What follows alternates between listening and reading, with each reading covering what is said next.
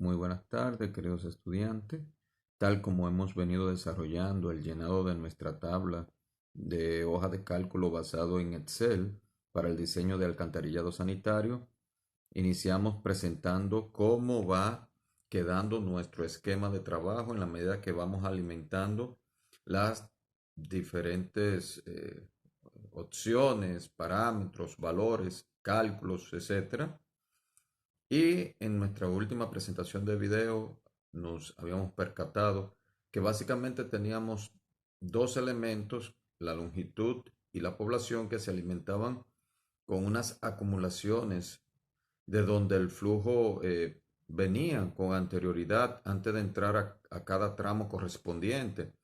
Y como estamos trabajando solamente dos tramos de una sola calle, la calle superior que vemos en nuestro esquema, me quedó la duda de que si realmente podíamos posteriormente tener la destreza de haber entendido esto a cabalidad. Y por eso entonces tomo y trabajo una secuencia de acumulación para que no haya problema con eso. Como podemos notar, lo primero que hice fue eh, que destaqué todos los tramos que iban o que serían inicio de flujo, porque ya sabemos que los inicios de flujo no tienen acumulados, ¿verdad? Posteriormente a eso, tomo cada tramo en función del flujo y veo cuáles son sus acumulados anteriores. Ahí podemos ver, podemos notar nuestro, digamos, nuestros tramos trabajados, donde podemos observar cómo R1 R2 es un inicio de flujo, no tenía acumulado, cómo R1 y R2, R1 R2 se convierte en el acumulado del R2 R3 y cómo posteriormente lo que ya traía como R1 R2 R2 R3 se convierte en el acumulado de R2 R3 R6. Es importante destacar que en la medida que tú vas obteniendo acumulados de tramos, tú puedes utilizar ya esa sumatoria en los tramos posteriores que utilicen esos acumulados, tal como yo he seleccionado en corchetes y mediante la gráfica donde se utilizan en los tramos posteriores.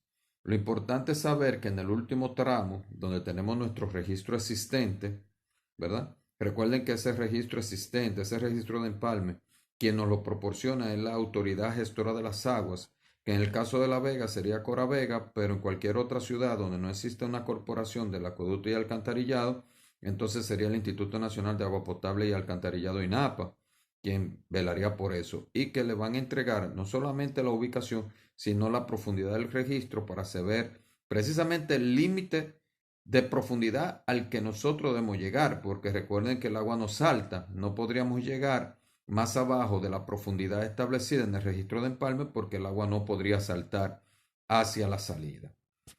Lo importante, como le dije, es que cuando usted llegue a su último tramo, que va a llegar con la sumatoria de todos los caudales individuales de los tramos y que la sumatoria de todos los tramos debe dar la totalidad, entonces ese número usted lo podría comparar precisamente con el que obtuvo del análisis de caudal. Recuerde que la primera fase del proyecto es hacer un análisis de caudal, que usted lo hace con todo, con toda la generalidad, con todo el conjunto. Y ya en este momento usted puede precisamente, por comparación, saber si le faltó sumar, si usted sumó dos veces o ambas cosas a la vez. La cuestión es que en este paso le sirve a usted de comprobación de que usted está trabajando bien y de que usted ha sumado y ha acumulado correctamente bien los caudales y las longitudes. Vamos entonces siguiendo con nuestra tabla y podemos ver que nuestro siguiente paso es trabajar con los caudales.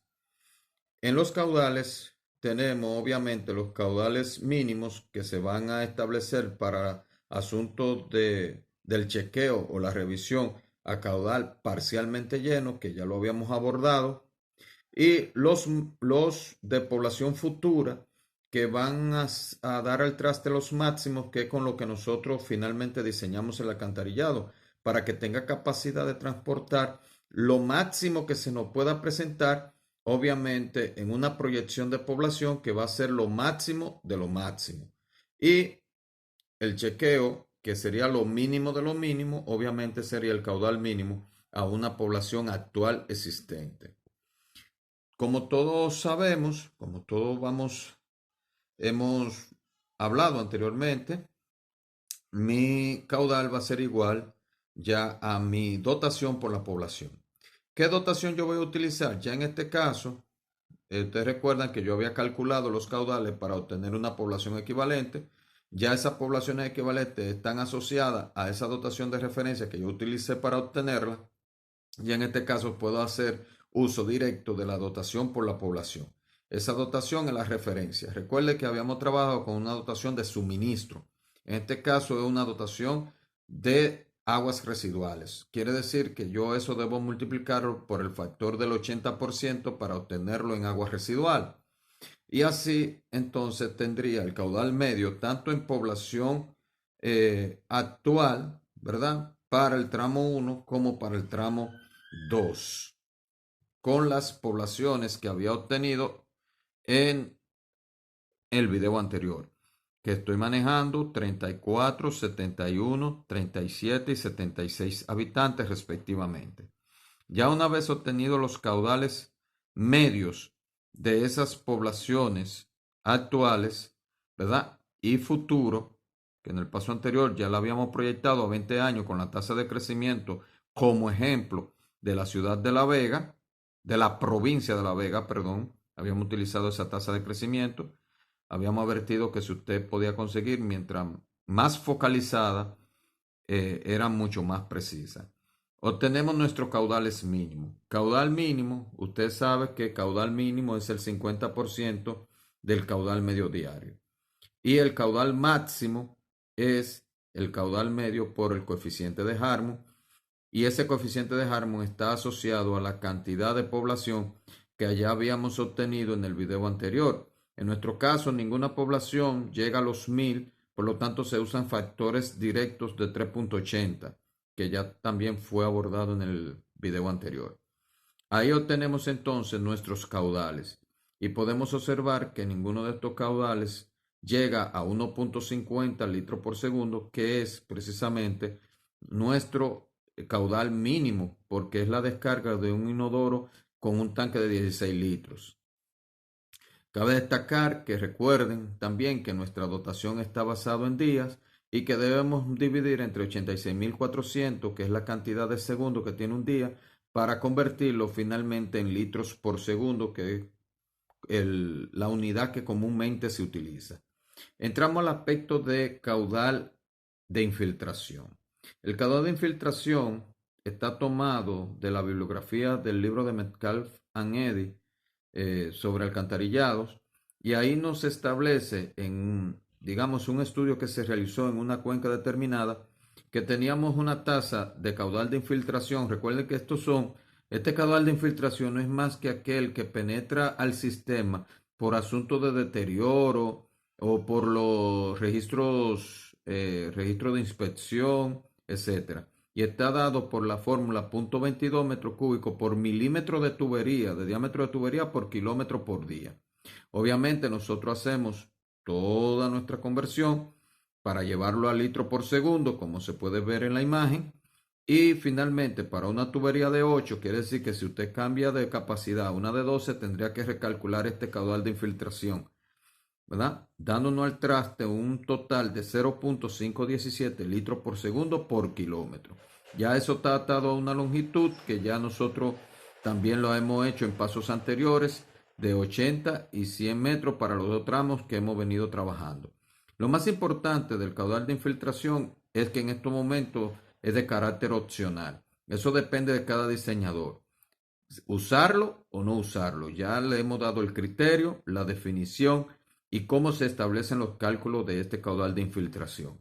En el caso de que usted decida, porque ya bien sea está trabajando con tuberías PVC, por ejemplo, que no son muy dadas al deterioro o tienen una vida útil más allá del hormigón, puede obviar el caudal de infiltración y solamente colocar cero en la tabla, porque el cero cuando se sume no va a sumar nada.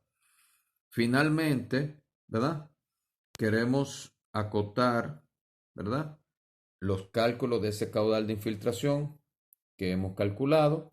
Ahí podemos darnos cuenta que lo hemos multiplicado por los 80 metros y por los 180. Esto es por longitud acumulada, porque el sentido es que si esto penetra por la cantidad de longitud recorrida, cada tramo se multiplique por lo que ya recorrió en términos de longitudes, porque a mayor longitud se supone que va a haber mayor infiltración de este caudal. Esa es la lógica. Entonces tengo que usar la longitud acumulada. Si se contempla caudal de infiltración, esto se sumaría, pero solamente afectaría el caudal máximo diario, porque recuerden que el caudal mínimo que vamos a utilizar para chequeo, lo que nos conviene es el chequeo al menor caudal posible. Y como esto es de infiltración, ocurriría hipotéticamente solamente cuando hay lluvias, cuando hay infiltración de las lluvias de las precipitaciones. Entonces, solamente alteraríamos el caudal máximo diario para fines del diseño de la misma, para contemplarlo en el diseño. Otro aspecto a tomar en cuenta, muy importante, ¿verdad? Es que nuestro caudal de diseño, en el caso ya del caudal mínimo, si usted está usando infiltración, sería justamente el caudal mínimo que hemos calculado.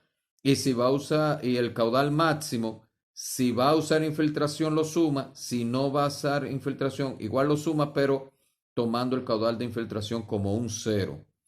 En todos nuestros casos, esto nos dio menor a 1.50, o sea, ahorita vimos que daba menos de 1.50, aquí aún sumando el de infiltración, siguen estando por debajo de 1.50.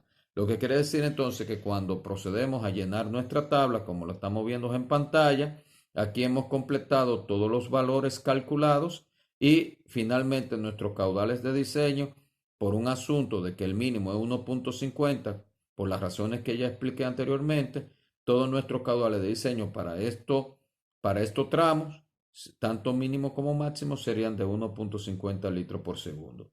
En una próxima intervención continuaremos llenando nuestra tabla ya con los aspectos de topografía y de pendientes.